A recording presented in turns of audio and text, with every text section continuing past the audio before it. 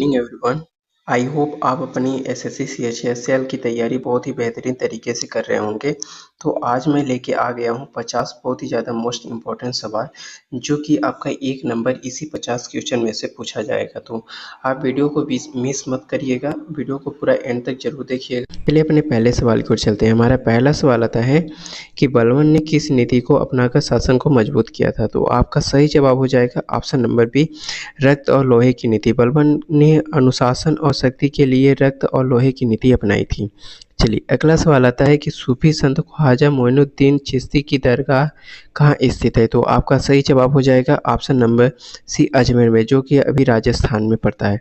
चलिए अगला सवाल आता है कि दिल्ली सल्तनत की स्थापना कब हुई थी। तो आपका सही जवाब हो जाएगा ऑप्शन नंबर बी, 1206 ईस्वी में कुतुबुद्दीन ऐबक ने दिल्ली सल्तनत की स्थापना किया था। चलिए अगला सवाल आता है कि अकबर के दरबार में 9 रत्नों में से कौन शामिल नहीं था। तो आपका सही जवाब हो जाएगा option number D, Babur. Babur Akbar के पूर्वज थे। चलिए अगला सवाल आता है कुतुब मीनार का निर्माण कार्य किसने पूर्ण कराया था। तो आपका सही जवाब हो जाएगा ऑप्शन नंबर ए, इल्तुतमिश। लेकिन कुतुब मीनार का शुरुआत कुतुबुद्दीन ऐबक ने करवाया था और कार्य पूरा आपका इल्तुतमिश ने करवाया था। चलिए अगला सवाल आता है कि तुगलक वंश का स्थापक कौन था। तो आपका सही जवाब हो जाएगा option number A, Ghiyasuddin Tughlaq ने 1320 ईस्वी में तुगलक वंश की स्थापना किया था।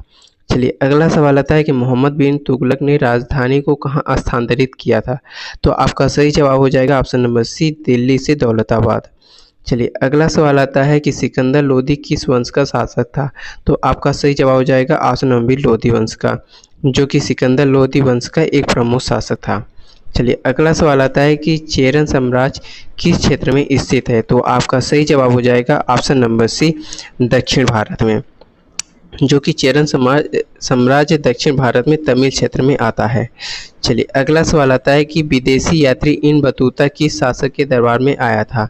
तो आपका सही जवाब हो जाएगा ऑप्शन नंबर बी, मोहम्मद बिन तुगलक, जो कि इब्न बतूता मोरक्को में भारत आया था और मोहम्मद बिन तुगलक के दरबार में रहा था। चलिए अगला सवाल आता है तारीख-ए-फिरोज़शाही किसने लिखी थी। तो आपका सही जवाब हो जाएगा ऑप्शन नंबर ई, गियासुद्दीन बरनी। दोस्तों गियासुद्दीन बरनी ने तारीख-ए-फिरोज़शाही बरनी द्वारा लिखवाई गई थी। चलिए अगला सवाल आता है कि फिरोज शाह तुगलक ने किस खेल को बढ़ावा दिया था। तो आपका सही जवाब हो जाएगा ऑप्शन नंबर सी, पोलो को। चलिए अगला सवाल आता है कि दिल्ली सल्तनत ने किस शासक को दूसरा सिकंदर कहा जाता है।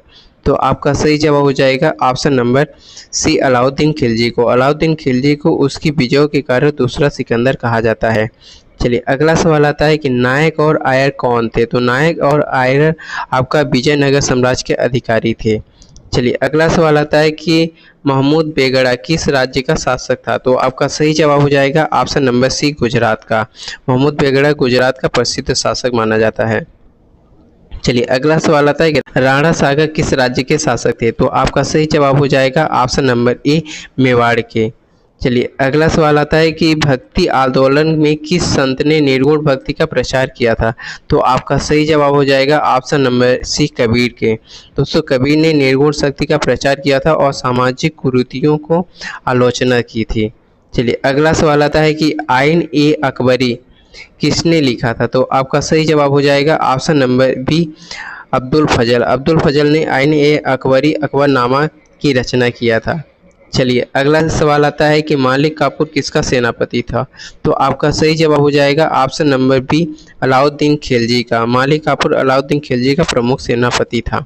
चलिए अगला सवाल आता है कि शिवाजी के गुरु कौन थे। तो शिवाजी के गुरु आपके ऑप्शन नंबर ए, समर्थ रामदास, जो कि समर्थ रामदास शिवाजी के आध्यात्मिक गुरु और प्रेरणा स्रोत थे।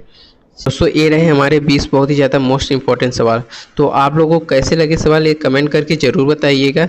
चलिए मिलते हैं नेक्स्ट वीडियो में, तब तक के लिए जय हिंद जय भारत।